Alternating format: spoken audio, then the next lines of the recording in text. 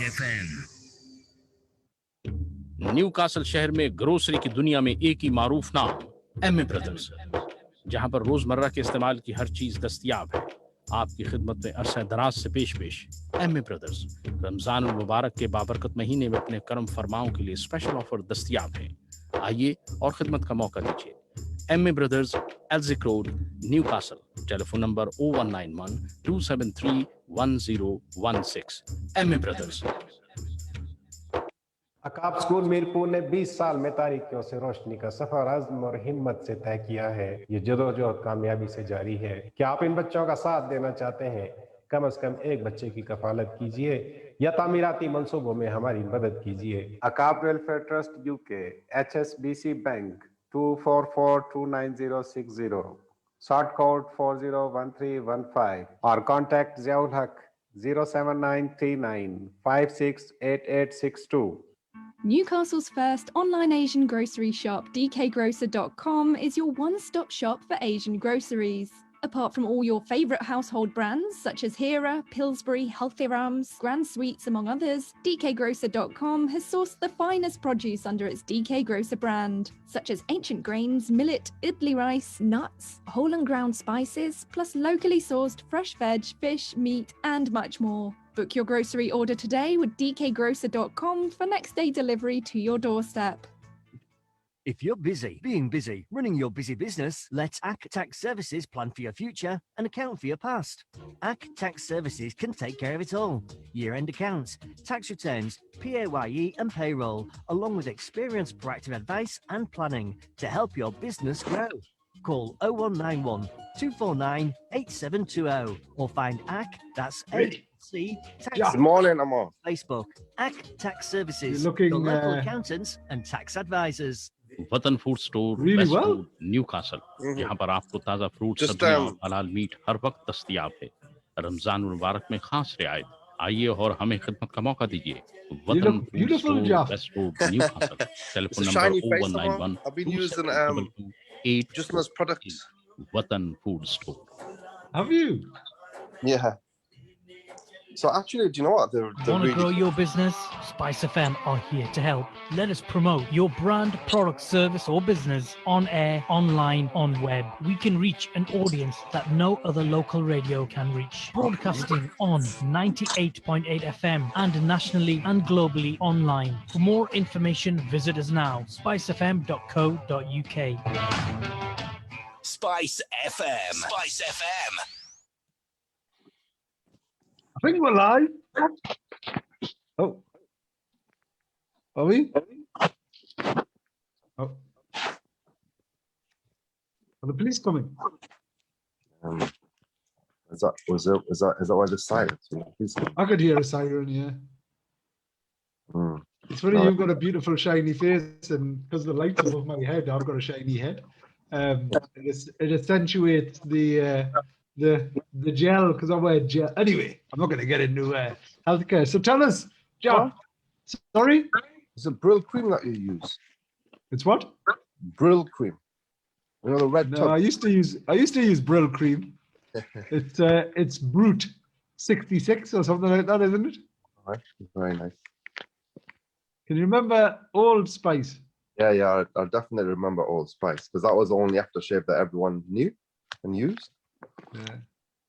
I actually I bought some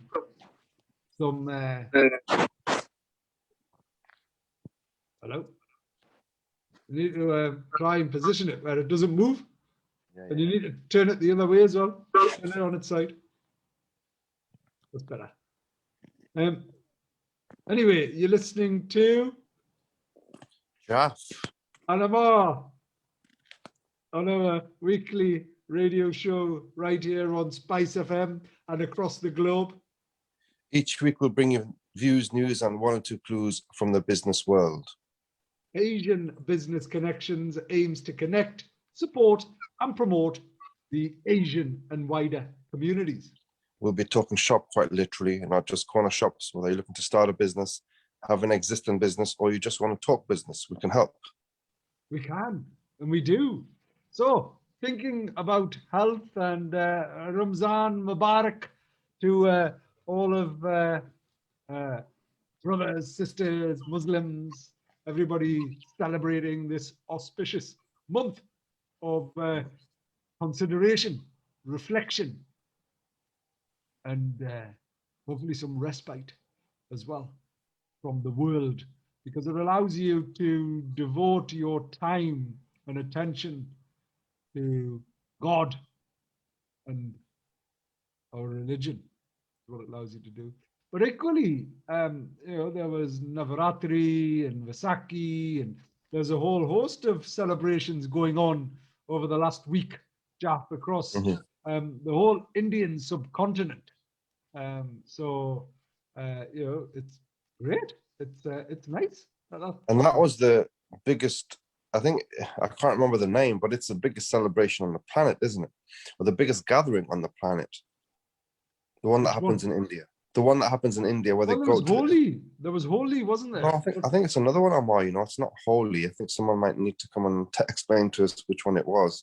Because I know someone was explaining to me that, is it the one where they go to the river? I can't remember what it's called. Yeah. But where there there's been a number of celebrations, as I've mentioned. So the the Holi festival, there's Diwali, there's Navaratri. There's a whole range of celebrations, and one of the challenges they've had in India as a consequence is lots of people suddenly coming together. They've been getting like 100,000 new cases on a daily basis. I mean, what are you supposed to do in India, Ammar? I was watching a little bit of a documentary yesterday for the first time for a very, very long time, and it just explained, it looked at a range of different people and how they've been affected by COVID. And there was some guys and from the slums of India, and he was saying, well, look, this is where I live. And how do you want us to social distance? And this is our squat, this is our area, this is our hood. It's impossible. You can't ask us to social distance. And look, this is how we live. We live on a day-to-day basis. Now, if you lock down the country and I can't go and get my grain, then 10 people in my family, they can't eat. So he was saying, it's okay for the big guys, the rich guys, but for us, you can't have a lockdown because we're going to starve to death. So it was. I mean, there's so many. I mean, every single human in the planet is probably been affected by COVID. And it's just, maybe it's many a time we're lucky that, we're in the UK, and when there is a lockdown, there is various degrees of support that's available to so many different people. And yes, there may be loopholes or some people have missed it, but generally we're just so lucky that we're in a country like UK, because I'm sure in the likes of India, I mean, what kind of support can they give other than maybe giving some free food to some of those neighborhoods? Beyond that, I mean, they can't have a furlough scheme. They can't have, business grants and A, B, C, and D, and that's just how it is. You just live with it and get on with it. It's crazy, isn't it? It is, and we should be very, very grateful for the support on offer. I was just quite shocked last year, Jeff, when the all of these schemes came about and everybody had hello. Sorry. Everybody had they weren't looking at what people had done or the government had done. They were looking quite clearly at what hadn't happened. Now, it's a really natural, normal thing to do, but equally comparing places across the globe. I mean, if you look at South America, so many people have died there. They couldn't even bury them. They've buried people in just holes, just mass graves and all of that stuff. It is just so sad. Now, if the program that you're referring to was on BBC Two, I think so. Yeah. It's been going on for a couple of weeks, and there was. Did you watch all of it, or just? No, I just nipped in and watched a little bit. To be honest, about 20 minutes of it. Because at the beginning of it, it showed a Muslim who was preparing bodies, as you do. You know, and he was a social worker, and he was called Moomin, and he just said, you know, I hate. I've always been really uncomfortable with death and people dying and all of that, and it's you know, the really powerful, insightful videos of the journey over the last 12 months, if not more. The first one was so emotional. It was a doctor, a lady doctor. I'm sure it was somewhere like the West Midlands or somewhere like that. Anyway, they you know, it started with the 2019 New Year's celebration. Can you remember that, Jeff? No, not really. And neither can anyone. Not really. Yeah. I couldn't tell you what was going on, right? But ask me about any other ones, I could probably tell you. But 2019 celebration, it was like in the grand scheme of things, and it talked about, and she talked about 2019 celebrations, the first cases as they were coming into hospitals, and how they were reacting and responding, and they didn't know what they were doing or how they were doing it. They didn't know what to do, and then people started dying, and you know, as doctors, they were just sleeping in the hospital. You know, they were all sleeping like in different places and spaces. She hadn't gone home for like weeks. In the UK? Yeah. Okay. So she hadn't gone home for an age, or on the odd occasion that she was. You know, these doctors on the front line in A&E and things like that, they were just like, it was, and she just sat and it was so tearful and emotional. And then she knew people who she'd tried to help, and you know, and even holding someone's hand in a all masked, you know, as they were dying. She was like, you know, it is the most horrific experience, because these people have got families, these people have got, you know, and on your deathbed, you can't have no one. You have no one. And I know we come from, you know, the ground and return to the ground, and you know, we're not necessarily going to have that once we pass away, but we are social human beings. You know, mean, we as in, you know, need other people. Full stop. I mean, I've witnessed many deaths where, you know, literally the person is on their deathbed. But what's poignant is that they're surrounded by so many people, because if you know they're going to go, I mean, the imam is there, everyone's doing their prayers, and you know, they are doing everything to have that moment together, and they could say that, yes, I was there, and I did everything I could. You know, my father or my uncle or my sister or whoever it may be in their family, they went in the right way and they went in peace. And some of the stories that you hear now is that, you know, they weren't even allowed to go into be around, as you've just said. And the burials, Ammar, and cleaning the bodies and washing the bodies, and the burials are just so horrendous.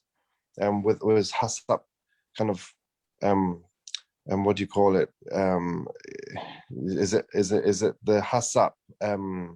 You know, the thing that they have to wear when someone has COVID at the funeral, and it's just so mad. It's so horrible. The fact that you can bury with X amount of people, and you know, you have to social distance even in burial, and you can't, you know, do things in the way that you're so used to. So it's so sad, and it's affected so many families to the point where people now, you know, and I know of elderly folk, they say that, well, I don't want to go to hospital. If I'm going to go, let me just go here. Because if I go in the hospital, then I'm going to go and I'm going to have no one around us. And I'd rather just go in my house. Even to this day, I think that's going on at the moment. And I'm aware of that with a number of relatives down south. That's the mindset. It is, and it's understandable, really, because as you say, if you're going to go, you know, the one thing, it was horrific, but I was there when both my late mother and my late father passed away. Mm. I was there. Mm-hmm. And whilst I must admit, you know, it wasn't an experience that I particularly planned for or wanted, and it was horrific. Distressing. I was so glad that I was there. Of course, you wouldn't have it any other way. You know, as in fact, I was the last person my dad seen. Mm. You know, before he passed away. Mm. So anyway, that's life, and you know, we have to get on with it. We have to come out, and we have to be brave and find ways of finding normality within the current situation. And let's maybe move on to something a bit more interesting and fun. And so a couple of things. You know, I'm obviously the reason why I'm sat here wearing black with my British Empire pin badge on is because I'm mourning the Prince Philip. So sad. I think so.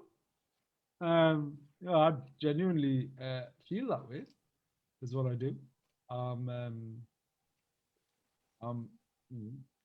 really. I mean, he had a good life. That's the other thing. That's the thing. I mean, the only sympathy is that he was 99. I mean, he was a royal. He was 100. He was 100 year. You know, he was born 100 years ago. Yeah, it's unbelievable, man. Unbelievable. Yeah, as in what he's seen and what he's done and all of the things that he's experienced. You know, good on him, and good for him. And it's interesting because I speak to people about from a particular race or a colour, and they talk about, well, you know, he was this or he was that and all of these things. And I'm just thinking, well, that was their era. You know, they didn't know any different. I'm not saying it was right, yeah, but it was their era. And, you know, the one thing that he always done, he always tried to make a difference by talking to people. And he might have come out with things that people will remember and go, that was ridiculous, that was outrageous, that was racist, that was whatever. But he spoke his mind. And if anything, if you think to have to walk behind, you know, your wife all your life, and when you're such a proud person, when you're such a, you know, a man's man, whatever that means in this world now, because you're not allowed to say that. But you know, the you know, that in itself takes a lot of courage and dignity and respect. And you know, but you gotta respect the institution of royalty, don't you? I mean, at the end of the day, the firm. I think it's beautiful. I love it. I'm really proud. You know, the one thing that I love about this country, I mean, there's lots of other things, but the one thing that I do love about the country is the fact that we have a royal family. And if you look at, you know, as in, of course, I was born here. I am, as far as I'm concerned, you know, as British as anybody else. Sometimes I'd argue even more so. Well, I'm a commander of the British Empire. You know, is what I am. So you know, on that basis, I am a lot more British than a lot of other people. But and I equally acknowledge that what Great Britain done globally wasn't necessarily the nicest of things to do. But if Great Britain didn't do it, and this isn't an excuse or justification, but if Great Britain didn't go and conquer the world, somebody else would have, right? And if you look at what Queen Victoria had done, if you look at, you know, all of this industrial era and all of that, she globalized Britain. She took over the world, you know, this woman from that. And you have to admire that, and you have to acknowledge that. They might have, you know, pillaged India and took all of the wealth from India and all of the Indians. You know, that's certainly wrong, and there needs to be more recognition and appreciation of that in the history books, as opposed to the way that they've been written as of now. But I certainly wouldn't. I wouldn't want to. Well, delete that's just history. that's I just wouldn't want that's to just take standard. history away. Well, I mean, look, how far do you want to go with that? There's many countries that are trying to take history away. So history really, It's important to have it, Jack. history should be written as it was. But obviously, I people, believe so. yeah, I believe so. I think I was listening to a JFK speech, and he was saying that history cannot be changed, and we want the most controversial writers to write, but it needs to be balanced in both views, and history cannot be changed for the people. The history is the people's history. You can't, as a country, as a nation, as a group of people, or even be in Google. You know, you going to Google these days. If they want to change history, it's so easy because that's the go-to place for any type of information that you want. So if you want something to be on page 52, and it should be on page 1 right at the top, you can make it happen. So obviously, people, do they dig into history and do they seek the truth? There are some truth seekers out there in terms of what the history was, but my God, some of it is buried very, very deep. But it shouldn't be, and I don't think there's any laws against that, because I know I've heard a lot of countries that are wiping out histories. And I disagree with that. I mean, this whole thing about statues and pulling things down and whatever that is. That's wrong. That's wrong. It's what it was. What are you gonna put it down for? Leave it up there, and let it remind you about what times were like during those periods, instead of pulling it down. And maybe the government, in some instances, we're thinking, actually, it's not a bad thing. Go and pull down a few more of these statues, because it's good, because we're going to erase a bit more of the poor history that we don't want people to know about. So I mean, come on, people, use your common sense. Let it remain as it is. If that's a true reflection of history, then it should stay. Absolutely. I was just looking at some of the historical facts. So Prince Philip has understandably and rightly taken up a lot of the headlines this week. One of the things that I want to read out, Jack, it's a short article, but I think it's really, really important. And I'm shocked that it hasn't been picked up more broadly, right? It was in The Economist last week. So I subscribe and get The Economist posted to me every Saturday, and it's an incredible magazine. Have you read it, Jack? I've read bits of it. Yeah, it's the reason why I love information, and I like lots of information condensed and in a format that covers pretty much everything that's going on in the world, and The Economist provides that.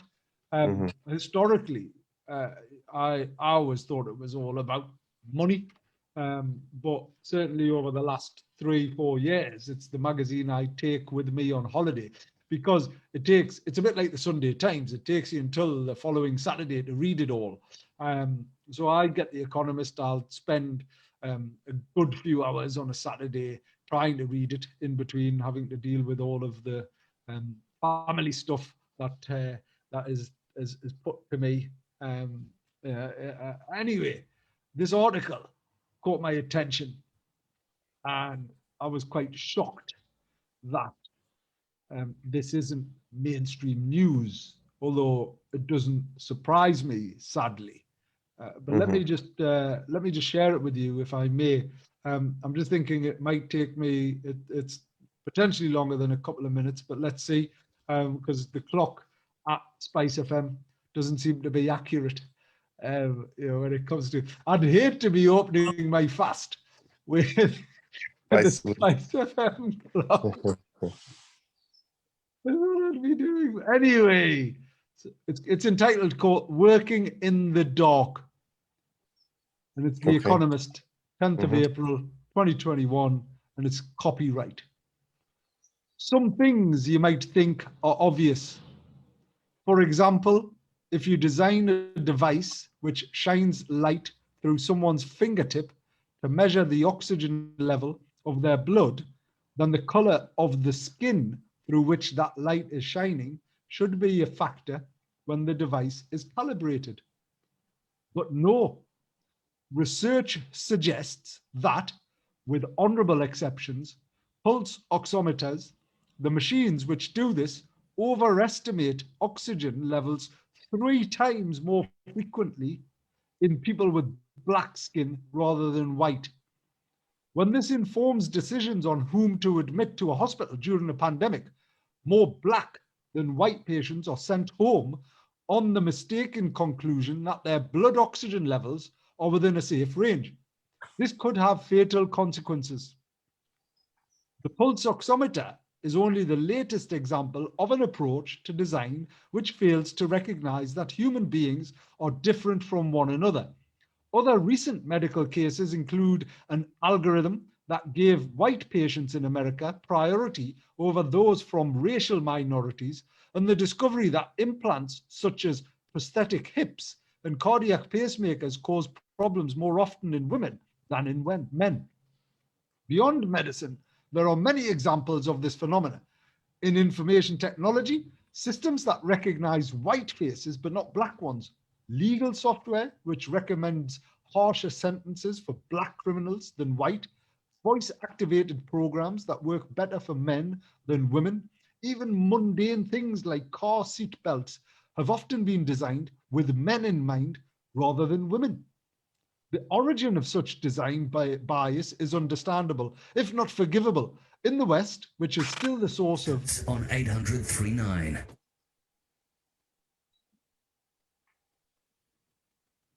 Oh. Hello. Hello. Actually, it was dot on time. Okay, thank you. We have that's thank you very much, Spice FM. So input bias is particularly sorry, let me go back to where I was. Even mundane things like car seatbelts have been designed with men in mind rather than women. The origin of such design bias is understandable, if not forgivable. In the West, which is still the source of most innovation, engineers have tended to be white and male, so have medical researchers. That leads to groupthink, quite possibly unconscious, in both inputs and in outputs. Input bias is particularly responsible for the IT cock-ups. Much of what is commonly called artificial intelligence is actually machine learning. As with any learning, the syllabus determines the outcome. Train software on white faces or men's voices, and you will create a system that is focused on handling them well. More subtle biases are also in play though. The faulty medical algorithm used prior medical spending as a proxy for current need, but Black Americans spend less on health care than whites, so it discriminated against them. Sentencing software may similarly conflate poor social circumstances and the propensity to offend. Are you done, Sinjaf? Yeah. No. You go. I've got just literally a couple of more paragraphs on this, Yeah, and then we'll interrogate it in a bit more depth and detail. Yeah. But just basically, input bias is also a problem in medicine. Despite decades of rules on the matter, clinical trials are still overloaded with white men. As far as sex bias is concerned, trial designers do have half a point. If a female participant became pregnant and the treatment under test harmed her baby, that would be tragic. But there is no excuse for failing to make trials big enough to detect statistical differences between relevant groups. Output bias is more intriguing. In a well-ordered market, competition should introduce diversity quite fast. In the past, Women and non-white people may have lacked purchasing power, but that is surely no longer so. This, however, assumes that they are the customer when frequently they are not.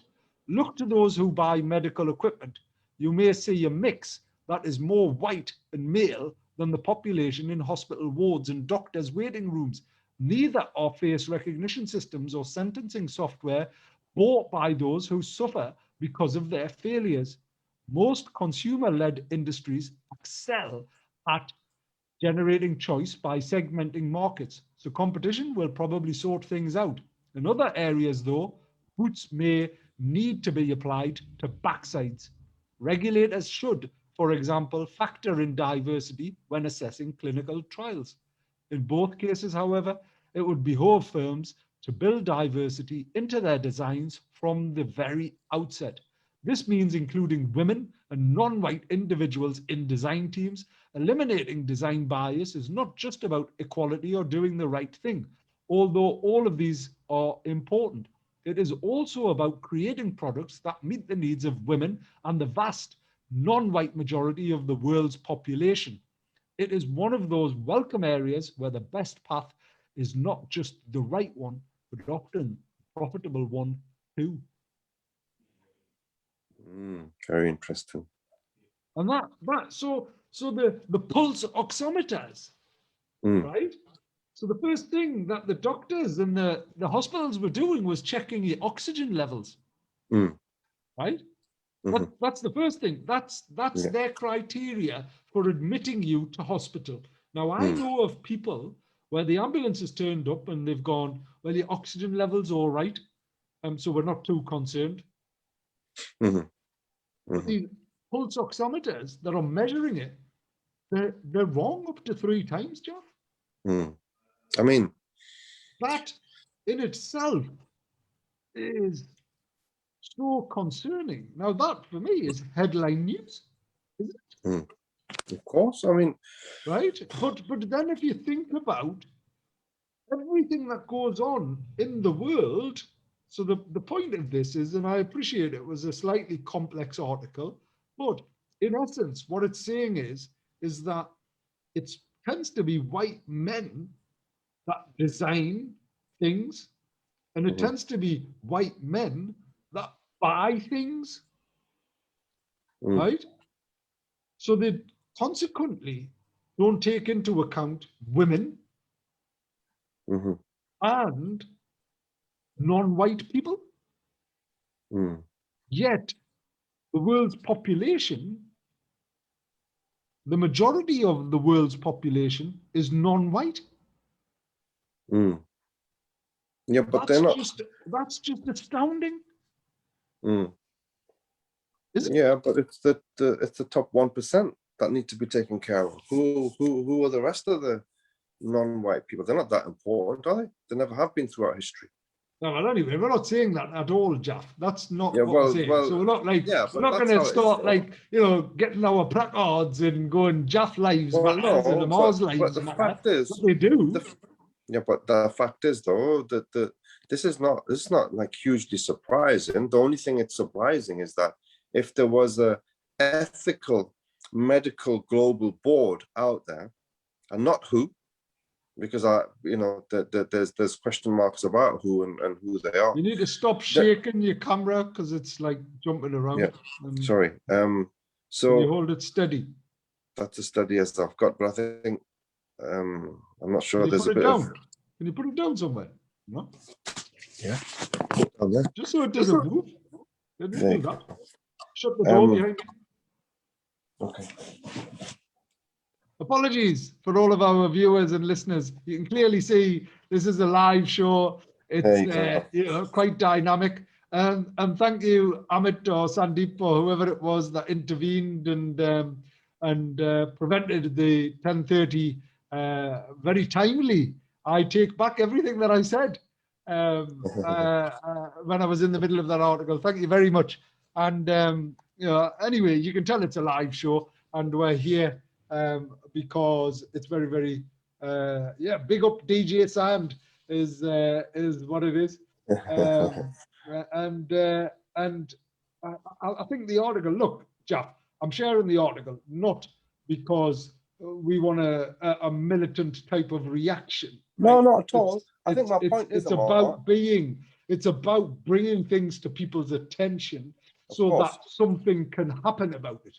But I think on something as big as this, there needs to be I don't know what type of medical boards that are out there, but we need something that's very, very stringent that can stop this kind of stuff from happening, because it's so important. Okay. As you said. Look, listen, Jeff. The point is, the article, and this isn't my article, so I'm just being absolutely clear. This is a very credible article, and the article itself is in The Economist. So if anybody wants to go online and validate that, I am just sharing an article that was published in The Economist last weekend. For me, see, what I do and what I enjoy doing, and certainly that's what we've been doing over the last 11 years, and Spice has been doing for a lot longer, is looking at how do we positively support and encourage learning, understanding, engagement, making a difference, right? Now, naturally, we all can be sat here aggrieved and at times justly so, that things aren't fair or equitable. And I'm for one have been championing women's rights for such a long time.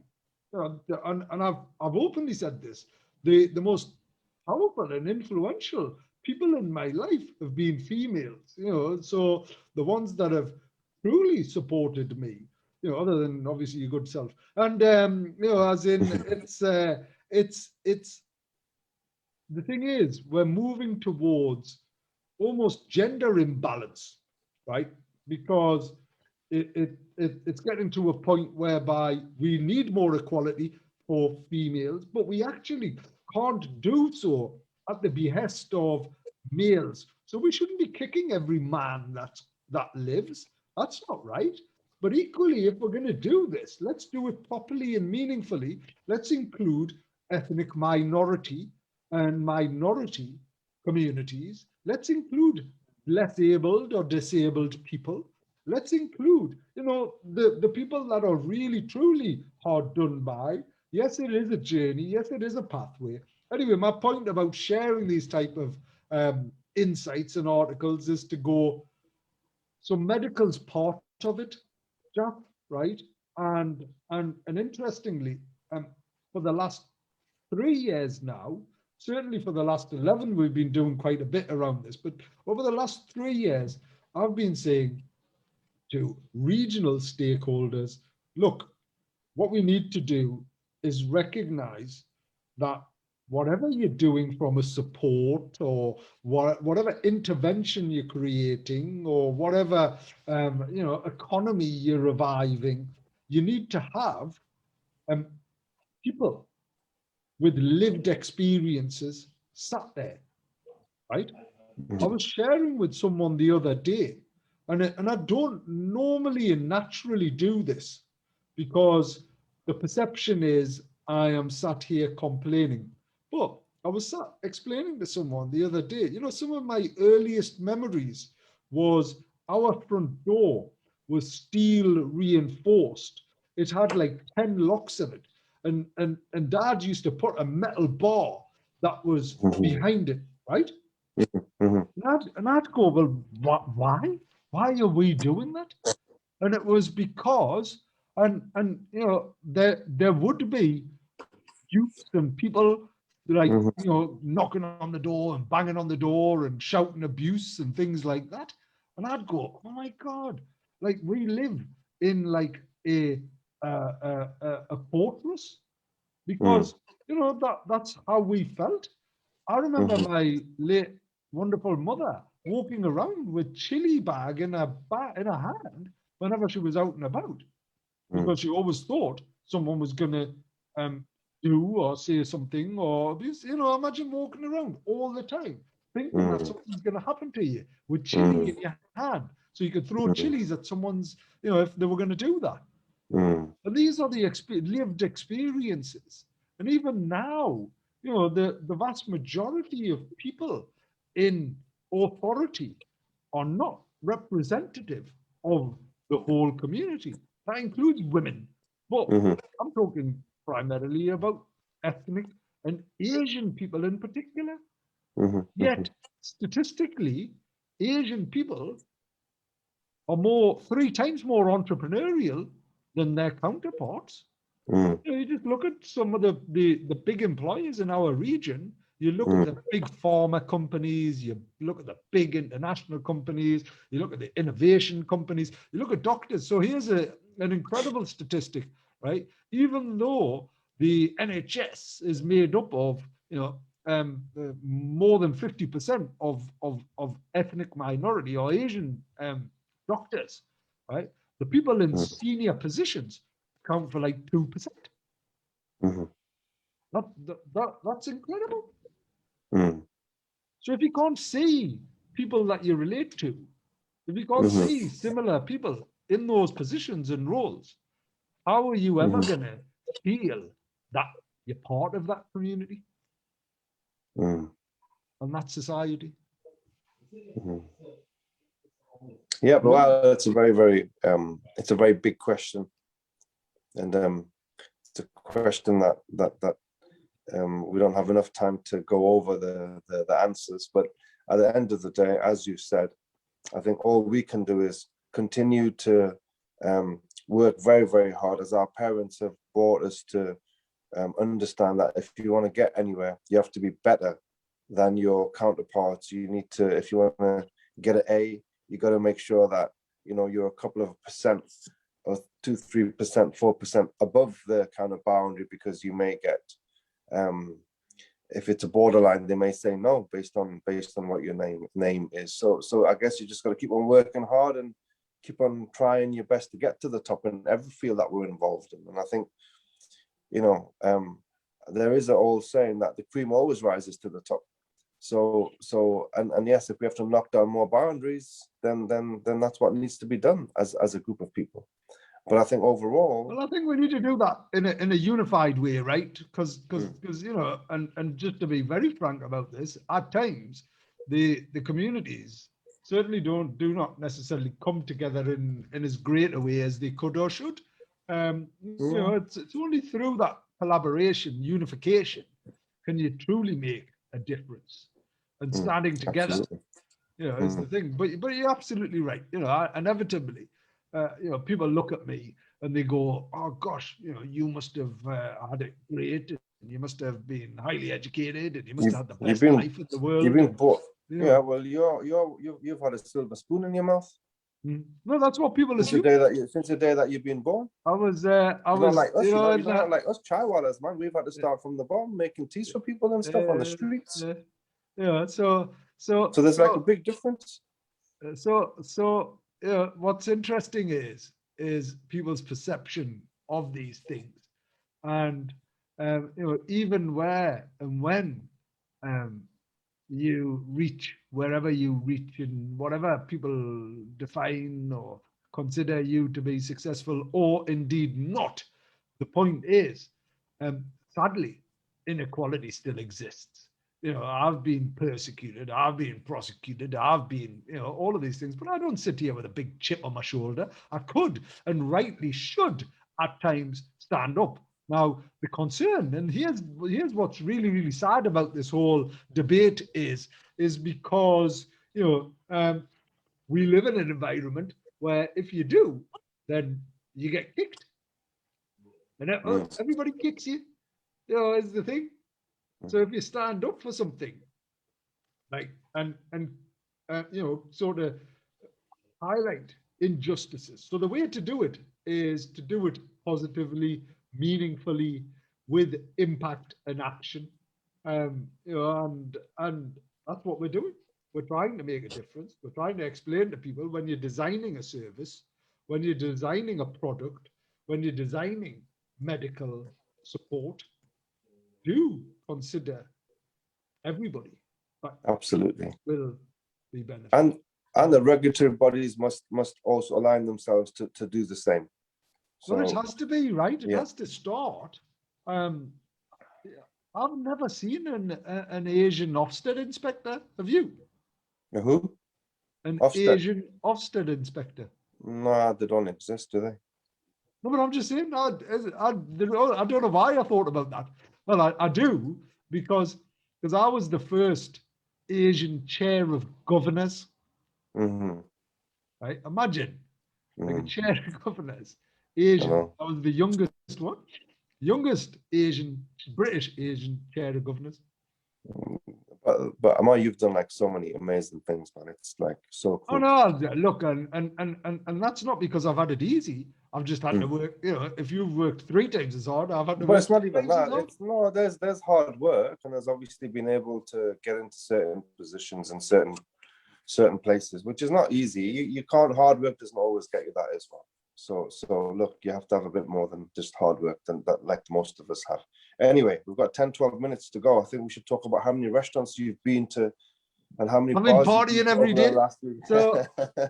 So I agree. So the headline news. So yeah, absolutely right, Jaff. And apologies that we've took up a lot of the airtime quite literally this morning. I think it's a very important topic, and it is. But let's get some upbeat stuff. So on Sunday, I attended TEDx. There was a TEDx conference here. Yes. It was amazing, amazing, Yes. and what a great day. Hundreds of people coming together, you know, to support, and speakers were first class. There was a real buzz about it. Anyway, great day. And then on Monday, How long was that on for? Sorry, Ammar, the TEDx event? all day. All day. So it started at sort of 9:30 in the morning and went on. I closed it at 5 o'clock.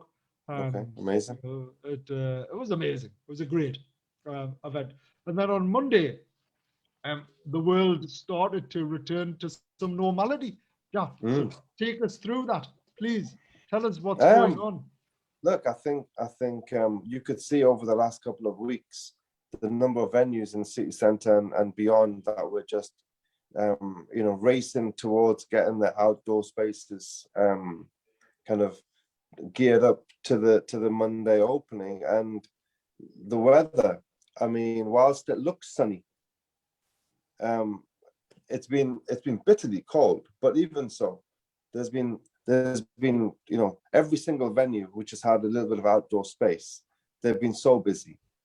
And I think it's just really nice to see everyone out. I haven't seen too many, I don't know what the rules are, to be honest, in terms of social distancing. But either way, you're never going to have social distancing when you're going to have people queuing and going into bars and busy bars and busy restaurants. It's just not going to happen. You're going to be crossing people when you get up to go to the toilet, let's say, for example, when people are sat down. So you're never going to, it's a bit like a supermarket as it's been all the way throughout lockdown. If you go in the aisle, you're going to cross people and this, that, and the other. So there is that scenario that exists, but it has existed within, like I said, in the supermarkets for the throughout the pandemic. So it's no different to that. And I think it's just nice to see people out there where you feel that, oh my God, there's a bit of normality there. So that's been the case. And I think every day has been very, very busy for operators that do have outdoor space. And I think that's the same up and down the country. So it's been incredibly busy. I think the retail has been very, very busy. Has it? See, I've heard a mixed bag. Mm-hmm. So, what about leisure or retail? Both. Mm-hmm. I mean, from leisure, from what I've seen, I've walked down Grey Street on umpteenth occasions because we go to Phoenix quite a lot from the restaurants, and you can see the people. Certainly, for sure, leisure has been phenomenal. Whether you look at, I mean, if I'm to name venues, you've got the likes of Babucho. They've got a beautiful outside space now, where they've done it up. It's like a permanent terrace. They can fit about maybe 10 to 12 tables out there, all kind of within their own glassed facade. They've got heating, they've got cover. It's done really, really well. Moving on to Primer. Then you've got the other place in the corner, which is owned by John Adamson. You come to Grey Street, you've got the ZZ, you've got Pizza Punks, you've got Muddler. They're all full, Ammar, all full, all the time. Oh, okay. When you talk about full, they're not full on the But, inside. but it's full in the context of they're a tenth of their business. So if you want to put it into context, it's a bit like how the JD Wetherspoon owner put it. He said, well, look, I was losing £3 million a week. Now I'm losing 1 million less. So I'm still losing, no, I think he was losing £4 million and now he's losing £3 million every single week. So it's done a little something. I would have thought it's done overall, maybe for these operators, they've had a 20% uplift on their, sorry, my point around capacity or fullness or whatever that is there's only so many. So anyone coming into Newcastle now will be coming like they used to for a purpose, right? And anyone who wants to go out, and there is undoubtedly, everybody wants to get back into something and have an experience and all of that. However, if I talk about locally, so certainly in Ponteland, the evenings are busy and the times of the day, there's people around, but there's tables. There are tables available, which I was shocked at. And similarly, the Metro Centre was busy and has been busy, but it's not like, rammed. Crazy. There were allegedly 100 people stood outside of Primark on the Monday morning waiting to be let in, but it certainly hasn't been the case since. Now, who knows, this weekend might be different. But what was particularly interesting is the fact that in Newcastle and certain other areas, it's still, the children are still off. So you would have expected for everywhere to be really busier than it is, on the basis that families getting out, because you're allowed to be in a bubble, you're allowed to meet other people outside now and things like that. But the point being is that I don't think the suggestion is that there's going to be a huge sort of massive impact. I don't think that's the case. Well, in terms of impact, in terms of COVID cases and all of that? No. Impact as in a resurgence in the economy, as in, people trying to get into places and spaces. No. Don't get me wrong. There's a bit of a pandemic, as they're calling it now, where people had planned, and if you ring places and spaces, lots of people are booked up for weeks in advance. But it's still not like, as in, I imagine organizations and very popular places like York, Kai and Dabawal and all of that are I mean, for us, I can tell you that Jasmine has been like unbelievably busy all day, all night. Veranda they've been getting hammered. City centre, Dabawal, with no outside space, the businesses is not good. Because what's happening is people that are having food in all of these places in the daytime, they're going home and they're not having a takeaway. So those that are doing takeaways, their business would have dropped. And we can only do takeaways in Dabawal in the city centre. So that business has dropped.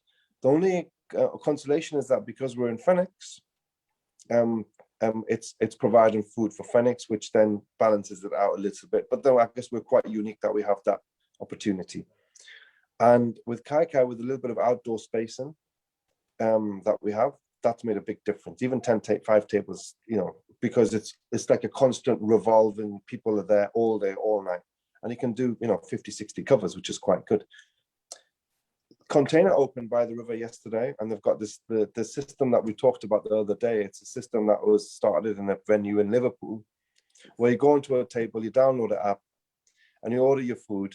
You pay for it and it comes to your table, because it has to be table seating, even in festivals. And they've got that whole space by the river where you come from the swing bridge all the way literally down to the Tyne Bridge. And it's like a very long stretch of waterfront that they have, and it's full of tables. And I think there was like 500 tables there yesterday. And that was hammered, that was full. Ramo. It was people queuing on Swing Bridge, to get into by the river, and that was very, very busy, and it felt like it was in the back in the day. Only that everyone is seated, as opposed to walking about, and the DJs were out, the music was on, and the drinks were in full flow, and the food was out, and it felt very, very normal. What I'm saying, Jalf, is that of course places and spaces that have this facility are going to look and be busy. I just cannot imagine. I mean, years ago there'd be 2-hour queues outside of Baha Beach Club. Of course. It's nothing like that at all. I mean, we only restricted them on.